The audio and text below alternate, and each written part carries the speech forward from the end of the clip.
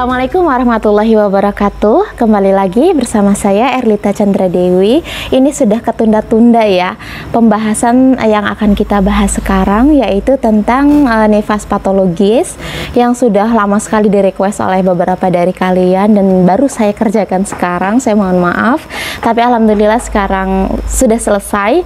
Kita akan membahas soalnya tentang vaginitis, vulvitis, kemudian bakteri penyebabnya, tentang bendungan ASI, mastitis, dan lain-lain. Silahkan disimak videonya sampai dengan selesai. Jangan lupa di subscribe, dan apabila bermanfaat silahkan di share, like, dan komen apabila ada sesuatu yang kurang pas dan perlu kita diskusikan. Oke, langsung saja ke soal. Nomor 1, seorang ibu umur 27 tahun, P2A0, postpartum hari keempat, datang ke PMB mengeluh payudaranya nyeri 2 hari yang lalu. ASI keluar sedikit karena bayi malas menyusu. Bidan kemudian melakukan pemeriksaan dengan hasil tekanan darah 110/70, suhu 36,7 derajat Celcius, pernapasan 20, nadi 86 kali per menit. Tampak payudara tegang dan keras. Diagnosa pada kasus tersebut adalah A. Bendungan payudara, B. Mastitis, C. Abses payudara, D. Infeksi pada payudara, E. CA payudara. Kalian pasti sudah bisa ya menebak apa jawabannya. Ketika kita melihat ada seorang pasien datang, kemudian kita melakukan pemeriksaan, kok payudaranya tegang dan keras, dan ini masih postpartum hari ke-4, dia merasakan nyeri, ASI-nya keluar sedikit. Sudah sangat jelas itu adalah tanda-tanda ya, isinya A, bendungan payudara. Lanjut soal nomor 2. Seorang wanita umur 25 tahun P1A1 melahirkan 9 hari yang lalu di PMB. Ia mengeluh nyeri pada payudaranya, demam, merasa lemas, lesu, dan tidak nafsu makan. Hasil pemeriksaan payudara sebelah kirinya membesar, berwarna merah dan bengkak, nyeri pada saat diraba dan puting susu lecet. Bidan kemudian melakukan pemeriksaan dengan hasil tekanan darah 100/60, suhu 38,9 derajat Celcius, pernapasan 22, nadi 98 kali per menit. Apakah diagnosa yang tepat pada kasus tersebut? A. Selulitis, B. Peritonitis, C. Mastitis, D. Abses payudara, E. Metritis.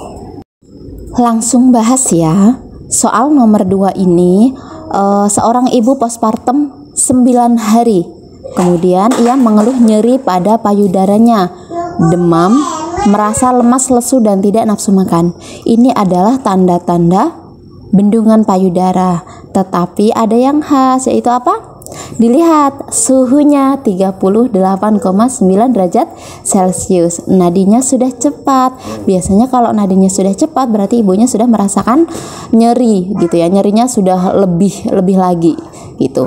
Jadi kalau misalnya bendungan payudara itu terjadi pada awal-awal postpartum, biasanya masih di bawah 1 minggu ya. Biasanya 0-7 hari. Tetapi ini sudah postpartum hari ke-9 ya. Jadi sudah jelas ciri-ciri berikut adalah ya C. Mastitis. Kemarin kalau yang A, selulitis, sudah kita bahas ya pada video yang kemarin. Kemudian selulitis itu apa? Infeksi pada kulit, selulit pada kulit perineum, pada luka bekas jahitan. Kemudian peritonitis, infeksi pada abdomen. Kemudian metritis itu adalah infeksi pada uterus ya. Sudah jelas ya, jawabannya adalah mastitis. Bagaimana cara membedakan dengan bendungan payudara? Kita lihat harinya, tapi memang nggak mesti ya, hari itu tidak bisa menjadi patokan. Tetapi biasanya, kita kembali ke soal nomor 1, bendungan payudara itu biasanya terjadi pada awal-awal postpartum, biasanya masih di bawah 1 minggu. Kemudian kalau sudah 1 minggu ke atas, kalau bendungan payudaranya itu tidak teratasi, maka akan berlanjut menjadi mastitis. Biasanya kalau namanya tis gitu, biasanya sudah terjadi infeksi. Cirinya adalah demam, suhunya sudah di atas normal gitu ya. Jadi untuk membedakan bendungan payudara dan mastitis adalah biasanya di suhu. Yang kedua dilihat harinya. Lanjut ya, soal ketiga. Seorang perempuan umur 28 tahun P2A1 melahirkan 2 minggu yang lalu, datang ke klinik bersalin diantar suaminya karena demam sejak 2 hari yang lalu. Kemudian dilakukan pemeriksaan dengan hasil tekanan darah 90/60, suhu 38,5 derajat Celcius, pernapasan 22, nadi 100 kali per menit, TFU tidak teraba, lohea serosa, payudara tampak tegang dan ada pes dari ketiak sampai payudara. Apakah diagnosa pada kasus tersebut? A. Siamamai, B. Peritonitis, C. Mastitis, D. Abses payudara, E. Sepsis. Ya, ini cirinya lebih berat lagi ya dari kasus soal nomor 2. Ini ibu P2A1 melahirkan 2 minggu yang lalu, gitu kan. Kemudian kita lihat apa yang dikeluhkannya, demam sejak 2 hari yang lalu. Lihat suhunya 38,5 derajat Celcius. Kemudian TFU tidak teraba, lohea serosa, sebenarnya normal ya pada postpartum 2 minggu itu TFU sudah tidak teraba dan loheanya sudah serosa. Kita lihat lagi, payudara tampak tegang dan ada pes dari ketiak sampai payudara. Nah, kalau kita lihat bendungan ASI. Tadi apa bendungan ASI? Payudara tampak tegang, ibunya merasakan nyeri, biasanya masih di awal-awal hari postpartum. Kemudian ini sudah 2 minggu, suhunya sudah tinggi. Apakah mastitis? Kita lihat lagi, kata kuncinya ada di sini. Ada pes dari ketiak sampai payudara. Kalau sudah ada pes itu kan berarti cirinya sudah lebih berat dari mastitis. Karena mastitis kalau tidak tertangani maka akan terjadi, ya jawabannya adalah D, abses payudara. Jadi jelas ya, saya ulas lagi, ketika kita memindahkan mana bendungan ASI, mana mastitis, mana abses payudara itu mudah. Biasanya dari hari. Kalau misalnya bendungan payudara itu di awal-awal hari postpartum. Kemudian kalau sudah mastitis itu biasanya di minggu kedua atau sudah lebih daripada 1 minggu. Kemudian abses biasanya 2 minggu ke atas. Tapi dilihat lagi ya, bisa aja abses itu terjadi di sudah dari seminggu pertama sudah terjadi abses karena mastitisnya tidak tertangani dengan baik. Dari bendungan payudara mastitis tidak tertangani sehingga menimbulkan pes, menyebabkan abses payudara. Itu pertama dari hari. Yang kedua kita lihat dari gejalanya. Kalau sekedar bendungan ASI itu biasanya hanya nyeri payudara tegang dan keras, tetapi dia belum demam. Berarti dia belum terjadi infeksi, hanya terjadi bendungan. Berarti di payudaranya itu kan keras karena tidak disusui, atau bayi masih umur 1-2 hari itu kan menyusunya itu masih sangat sedikit sehingga payudara yang ASI-nya itu banyak, terjadi bendungan di dalam. Kemudian mastitis, ciri-cirinya adalah dia sudah demam, suhunya sudah lebih dari 38 derajat Celcius. Kemudian ciri abses yang sangat khas adalah pasti ada pes, gitu ya. Jadi sudah sangat jelas. Nomor 3 jawabannya adalah D. Next, nomor 4. Nyonya DR umur 34 tahun, P3A0, melahirkan 2 minggu yang lalu. Datang ke PMB diantar keluarganya untuk kontrol nifas. Klien mengeluh badan panas dingin dan nyeri pada luka jahitan. Hasil pemeriksaan didapatkan tekanan darah 110/80, suhu 38,4 derajat Celcius, pernafasan 26, nadi 100 kali per menit, TFU 1-2 jari di atas simbisis, lohea berwarna putih kuning keputihan, vulva tampak bengkak dan merah, dan klien kesakitan ketika ditekan. Diagnosa yang sesuai dengan kasus tersebut adalah A.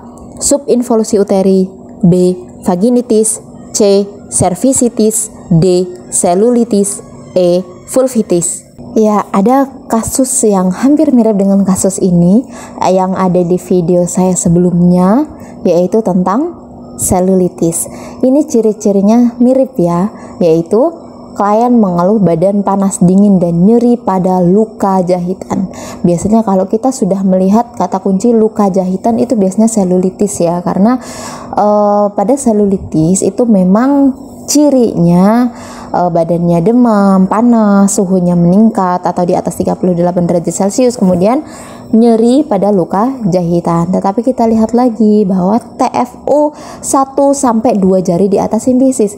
Ini udah 2 minggu postpartum loh. Kalau 2 minggu postpartum seharusnya TFU sudah tidak teraba. Kemudian lohea berwarna kuning keputihan. Tetapi TFU-nya jadi subinvolusi uteri. Apakah A?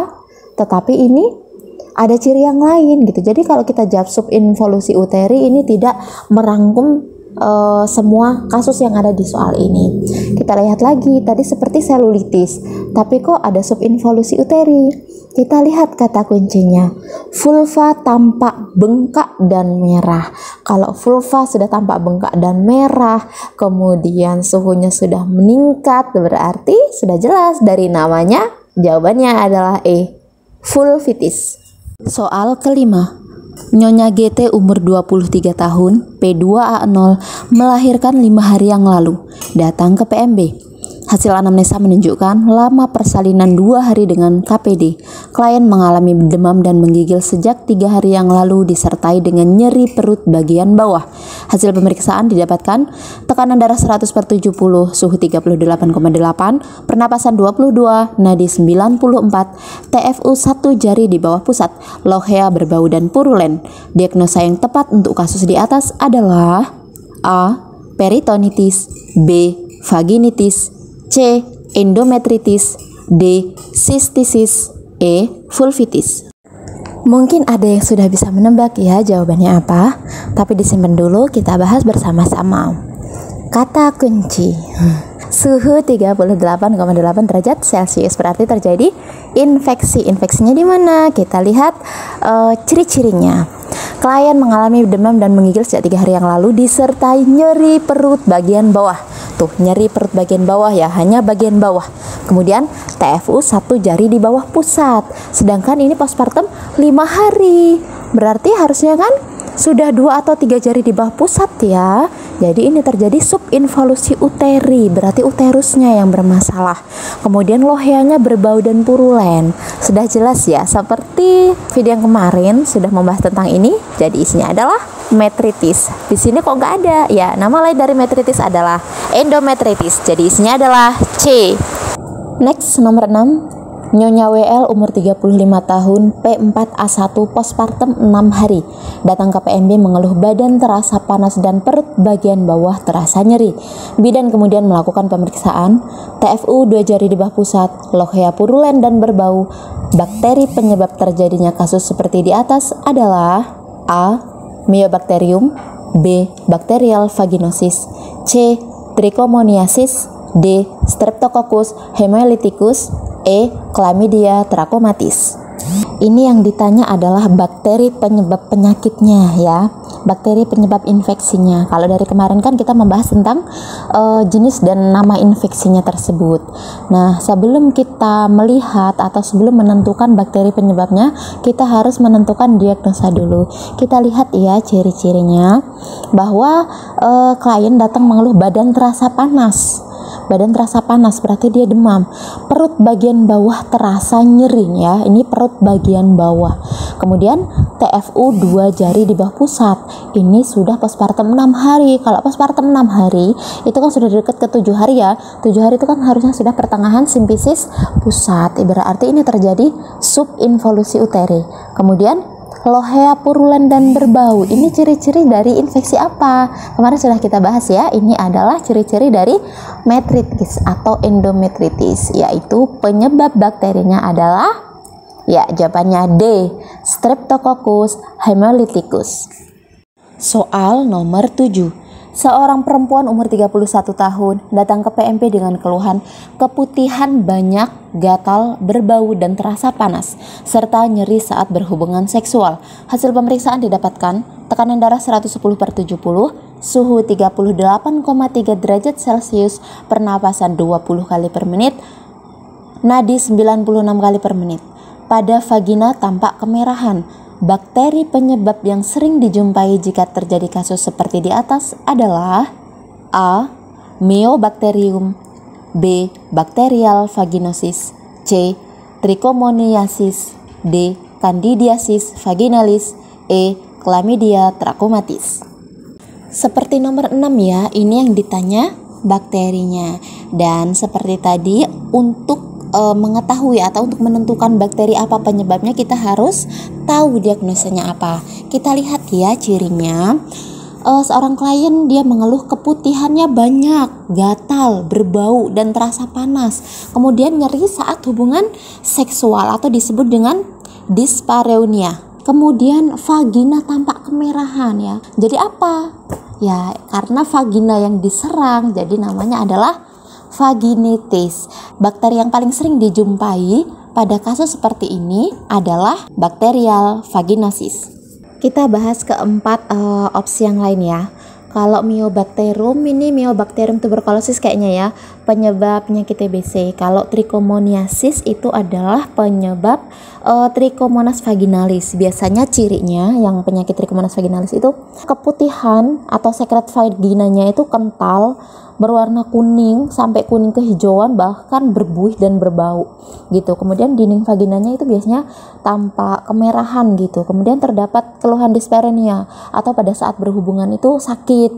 Kemudian perdarahan pasca koitus, perdarahan intermenstrual gitu ya. Kemudian pada kasus-kasus yang kronik itu gejala ringan dan sekret vaginanya tidak berbusa. Kemudian yang D, Candidiasis vaginalis itu adalah Candida albicans gitu ya. Keluhannya ya itu seperti biasa. Keputihan, kemudian pruritus, iritasi vagina, dysuria, kemudian cairan vaginanya itu seperti putih susu gitu ya, bergumpal, kemudian kadang berbau, kadang enggak gitu. Kemudian yang E, Chlamydia trachomatis, itu adalah infeksi chlamydia. Itu cirinya biasanya ada leukorie disertai bercak darah, kemudian disusia ringan, sering kencing, kemudian nyeri di daerah pelvis ya. Itu ya. Oke, lanjut ya. Nomor 8. Seorang wanita umur 30 tahun datang ke bidan dengan keluhan keputihan banyak, terasa panas, dan terdapat sedikit perdarahan pada saat berhubungan maupun tidak. Hasil pemeriksaan didapatkan bahwa tekanan darah 120/70, suhu 38,3 derajat Celcius, pernafasan 20 kali per menit, nadi 98 kali per menit. Tidak ada kelainan pada vulva atau vagina. Pada pemeriksaan in speculo, serviks tampak merah dan terdapat perdarahan aktif. Diagnosa yang sesuai dengan kasus di atas adalah A. Cervicitis, B. Vulvitis, C. Vaginitis, D. Peritonitis, E. Bartholinitis. Langsung kita bahas ya. Kita lihat cirinya. Keluhannya keputihan banyak, terasa panas, dan terdapat sedikit perdarahan pada saat berhubungan maupun tidak. Jadi dia berhubungan atau tidak gitu terdapat perdarahan ya, sedikit. Kemudian pemeriksaan yang menonjol suhu seperti biasa ya, tinggi lebih dari 38, yaitu 38,3 derajat Celcius, berarti sudah terjadi infeksi. Tidak ada kelainan pada vulva atau vagina. Pada pemeriksaan in speculo, serviks tampak merah dan terdapat perdarahan aktif. Jadi diagnosanya apa? Kata kuncinya adalah serviks tampak merah dan terdapat perdarahan aktif. Itu adalah ciri dari, ya jawabannya A, cervicitis.